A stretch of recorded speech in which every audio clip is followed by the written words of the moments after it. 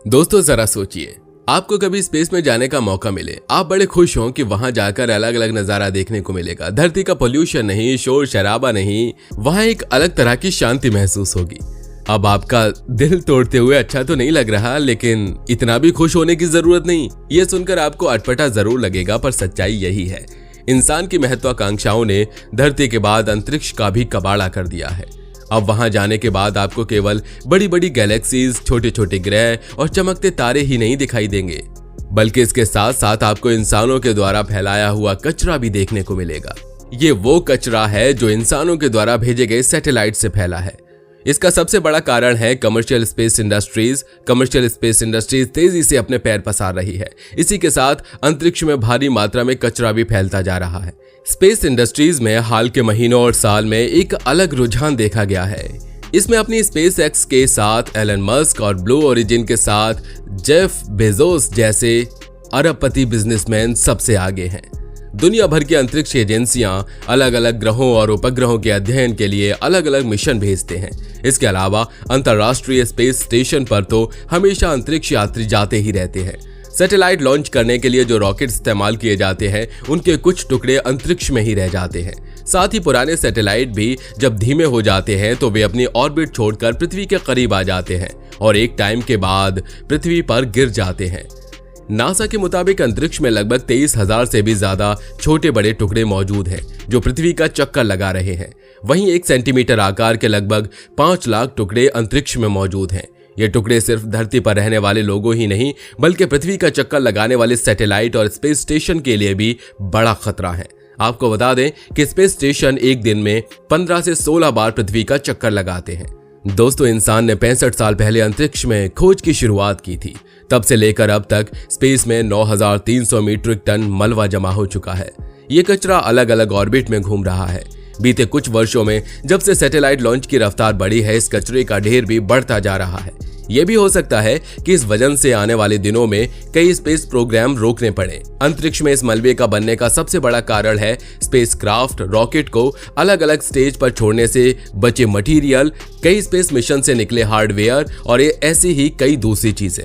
यहाँ सबसे ज्यादा डरने वाली बात यह है कि यह मलबा धरती के चारों ओर 25,000 किलोमीटर की रफ्तार से चक्कर लगा रहा है और इस पर भी इसका 70% लो अर्थ ऑर्बिट यानी पृथ्वी के सबसे करीब के एटमॉस्फेयर में घूम रहा है। यह एटमॉस्फेयर का हिस्सा धरती से 150 किलोमीटर से लेकर 2000 किलोमीटर तक की ऊंचाई में आता है। एटमॉस्फेयर की ये लेयर कई मायनों में काफी जरूरी है।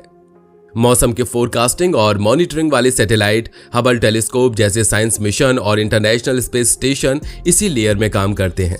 यह मलबा लगातार घूमता रहता है, आपस में टकराता है और टकराने के बाद फिर सैकड़ों हजारों टुकड़ों में टूट जाता है। ये टुकड़े सैटेलाइट्स के साथ अंतरिक्ष यात्रियों के लिए भी बेहद खतरनाक होते हैं। आप इस मलबे के खतरनाक होने का अंदाजा इस बात से लगा सकते हैं कि इस मलबे का एक छोटा सा टुकड़ा अगर ह्यूमन स्पेस सूट से टकराता है तो वो इसमें एक बार में ही छेद करके इसके आर पार निकल जाएगा। अंतरिक्ष में चीजें भेजने की शुरुआत हुई थी 4 अक्टूबर 1957 को। इसी दिन सोवियत यूनियन ने दुनिया का पहला artificial satellite R7 rocket Sputnik launch किया था। R7 रॉकेट एक इंटरकॉन्टिनेंटल बैलिस्टिक मिसाइल था जो दुनिया के किसी भी कोने में न्यूक्लियर हथियार डिलीवर कर सकता था। यह दौर था कोल्ड वॉर का। दिखने में ये स्पुतनिक बास्केटबॉल के आकार का एक मेटल का गोला था जिसके ऊपर रेडियो ट्रांसमीटर लगे हुए थे। इस सैटेलाइट को स्पेस में भेजने के महज 3 महीनों बाद ही यह धरती के वायुमंडल में वापस आ गिरा और बुरी तरह से जल गया। स्पुतनिक तो राख हो गया, पर जाते जाते उसने उस समय की 2 महाशक्तियों अमेरिका और सोवियत यूनियन के बीच अंतरिक्ष में आधिपत्य जमाने की जंग छेड़ दी। स्पुतनिक भले ही स्पेस में जाने वाली पहली चीज थी, पर इसके टुकड़ों में अंतरिक्ष में कोई मलबा नहीं हुआ। स्पेस में मलबा बनाने की शुरुआत 1961 के बाद शुरू हुई। यह वही साल था जब यूरी गागरिन नाम का पहला शख्स अंतरिक्ष में भेजा गया। यूरी भी सोवियत यूनियन के ही नागरिक थे। यूरोपीय स्पेस एजेंसी यानी ESA के अनुसार तब से लेकर अंतरिक्ष में 6050 लॉन्चिंग हो चुकी है। इसके चलते इस समय अंतरिक्ष में 56,450 से ज्यादा ऑब्जेक्ट्स मौजूद हैं। इनमें से 28,160 तो अब भी वहीं घूम रहे हैं। इनमें से भी सिर्फ 4,000 ऐसे सैटेलाइट हैं जो ठीक से काम कर रहे हैं। ईसा के आंकड़े के अनुसार 1970 में स्पेस में 2000 के आसपास ऑब्जेक्ट पड़े थे, जो अब बढ़कर 10 गुना ज्यादा हो गए हैं। आज वहां 1 सेंटीमीटर से बड़े आकार वाले 9 लाख ऑब्जेक्ट्स हैं। स्पेस में कचरा बढ़ाने में सबसे बड़ा हाथ है 2010 के बाद के दशक का। जितने रॉकेट और ट्रांसमीटर, एंटीना, रिसीवर इस दौरान स्पेस में छोड़े गए, उतने इससे पहले के 5 दशकों में नहीं छोड़े गए थे। स्थिति अब और भयानक होती नजर आ रही है, क्योंकि कई निजी कंपनियां भी स्पेस की इस दौड़ में कूद पड़ी हैं। आने वाले वर्षों में हजारों और सैटेलाइट भेजे जा सकते हैं। एक अनुमान के मुताबिक 2030 तक स्पेस में 1 लाख कमर्शियल सैटेलाइट्स होंगे। धरती की निचली सतह में इतने ऑब्जेक्ट्स होने से इनके आपस में टकराने की आशंका काफी बढ़ जाती है। इस कचरे के कारण स्पेस में कुछ खतरनाक टक्कर भी हो चुकी हैं। अब तक की सबसे भयानक टक्कर हुई थी 2009 में। तब रूसी मिलिट्री का सैटेलाइट कॉस्मोस 2251 अमेरिका के कम्युनिकेशन सैटेलाइट इरिडियम 33 से जा टकराया था। ये ब्लास्ट साइबेरिया की धरती से 776 किलोमीटर ऊपर हुआ। इस टक्कर में दोनों ही सैटेलाइट चकनाचूर हो गए और इससे करीबन 2300 टुकड़े पैदा हुए। इनमें से कई फिर से धरती के वायुमंडल में ही लौट आए और धू कर जल गए। चिंता करने वाली बात यह है कि इनमें से कुछ टुकड़े 1000 किलोमीटर ऊपर पहुंच गए। अब वो कई दशकों तक ऐसे ही ऑर्बिट में घूमते रहेंगे और उनके सैटेलाइट्स के साथ टक्कर का डर बना रहेगा। ऐसा ही एक दिन हादसा यूरोपीय स्पेस एजेंसी के सैटेलाइट कोपरनिकस सेंटिनल-1 के साथ हुआ था। 2016 में इस सैटेलाइट के एक सोलर पैनल में कुछ तकनीकी खराबी हो गई। बाद में पता चला कि मलबे से निकला 1 मिलीमीटर का एक टुकड़ा पैनल से टकरा गया था। अब आप खुद इस बात से अंदाजा लगा सकते हैं कि एक छोटी सी टक्कर भी ओरिजिनल ऑब्जेक्ट के मुकाबले 100 गुना ज्यादा बड़ा मलबा पैदा कर सकती है। United Nations office for outer space affairs ने एक रिसर्च से पता लगाया था कि 2010 की शुरुआत तक इन टक्करों से निकले छोटे छोटे टुकड़े आगे जाकर स्पेस में बड़े मलबे का रूप ले लेंगे। जब स्पेसक्राफ्ट भेजने की शुरुआत ही हुई थी, उसी समय मलबे या तो सैटेलाइट के टूटने से या फिर लॉन्च के समय जानबूझकर छोड़े गए किसी और हार्डवेयर से बनते थे।